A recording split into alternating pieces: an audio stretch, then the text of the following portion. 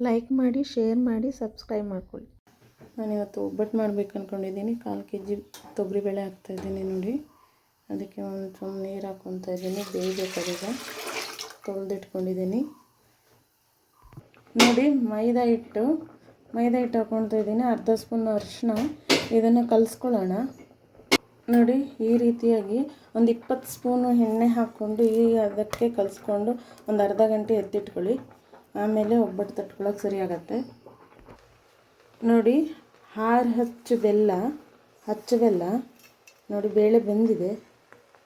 ಅದಕ್ಕೆ ಬೆಂದ್ಕೋಬೇಕು ಬೇಳೆ. ಈಗ ಬೆಲ್ಲ ಹಾಕ್ತಾಯಿದ್ದೀನಿ.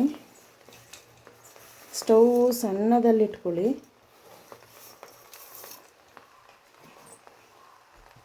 ನೋಡಿ. ಕಾಯಿ ಹಾಕ್ತೀನಿ ಇವಾಗ.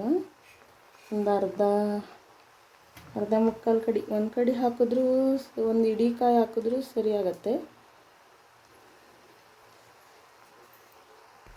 ಈಗ ಒಂದು 4 ಏಲಕ್ಕಿ ಕಾಯಿನ ಪೌಡ್ರ್ ಮಾಡಿ ಹಾಕ್ತಾಯಿದ್ದೀನಿ. ಈಗ ಕಾಯಿ ಬೆಲ್ಲ ಸ್ವಲ್ಪ ಬಿಸಿ ಆಗೋಷ್ಟು ಮಾತ್ರ ಬಿಸಿ ಮಾಡ್ಕೊಳ್ಬೇಕು. ಜಾಸ್ತಿ ನೀರಾಗೋ ಥರ ಎಲ್ಲ ಕರಗಿಸ್ಕೋಬಾರ್ದು. ಒಂದು 5 ನಿಮಿಷ ಕಾಯಿ ಬೆಲ್ಲ ಹೊಂದ್ಕೊಳ್ಳೋ ಥರ ತಿರುಗಿಸ್ಕೊಂಡು ಇದು ಮಾಡ್ಕೊಳ್ಬೇಕು ಅಷ್ಟೆ. ಈಗ ಇದು ಬಿಸಿ ಆಗಿದೆ, ಸಾಕು. ಈಗ ಸ್ಟವ್ ಆಫ್ ಮಾಡೋಣ. ಇದು ಫುಲ್ಲು ಸ್ವಲ್ಪ ತಣ್ಣಗಾಗಲಿ, ರುಬ್ಕೊಳ್ಳೋಣ ನೋಡಿ. ಈ ರೀತಿಯಾಗಿ ರುಬ್ಕೊಂಡಿದ್ದೀನಿ. ಈಗ ತಟ್ಕೊಳ್ಳೋಣ ನೋಡಿ. ಹೆಂಚಿಟ್ಕೊಂಡಿದ್ದೀನಿ ನೋಡಿ. ಕನಕ ರೆಡಿಯಾಗಿದೆ. ಈಗ ತಟ್ಟೋದು ಹೇಗೆ ಅಂತ ತೋರಿಸ್ತೀನಿ ನೋಡಿ. ಈ ರೀತಿಯಾಗಿ ಉಂಡೆ ಮಾಡಿಕೊಂಡು ಹೀಗೆ ತಟ್ಟಬೇಕು ನೋಡಿ. ಈ ಥರ ಇಷ್ಟು ದಪ್ಪ ಉಂಡೆ ತಗೊಂಡು ಹೀಗೆ ಇಟ್ಕೊಂಡು ಹೀಗೆ ನೀವು ಕವರ್ ಮಾಡ್ಕೊಳ್ಳಿ. ಹೀಗೆ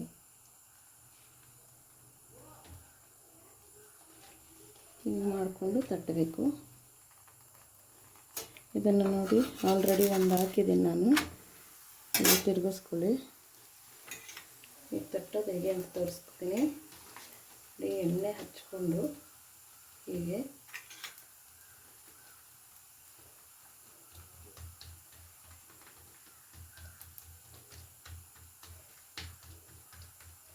ನೀವು ಇನ್ನೊಂದು ಕವರ್ ಹಾಕ್ಕೊಂಡು ಹಿಂಗೆ ಎಳೆದ್ಬಿಟ್ರೆ ಆಗುತ್ತೆ. ನಾನು ಕೈಯಲ್ಲೇ ತಟ್ಕೊತೀನಿ.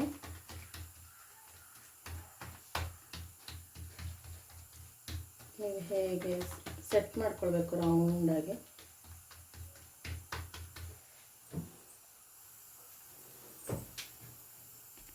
ನೋಡಿ, ಹೀಗೆ ಹೆಂಚು ಮೇಲೆ ಹಾಕೋದು ತೋರಿಸ್ತೀನಿ.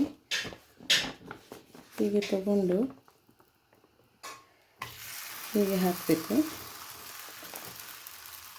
ಹಿಂದೆ ಮುಂದೆ ನೀಟಾಗಿ ಇದು ಮಾಡ್ಕೊಳ್ಳಿರೋ ಫ್ರೈ ಇದು ಮಾಡಿ ನೋಡಿ. ಈ ರೀತಿಯಾಗಿ ಬೇಯಿಸ್ಕೊಳ್ಳಿ ಹಿಂದೆ ಮುಂದೆ.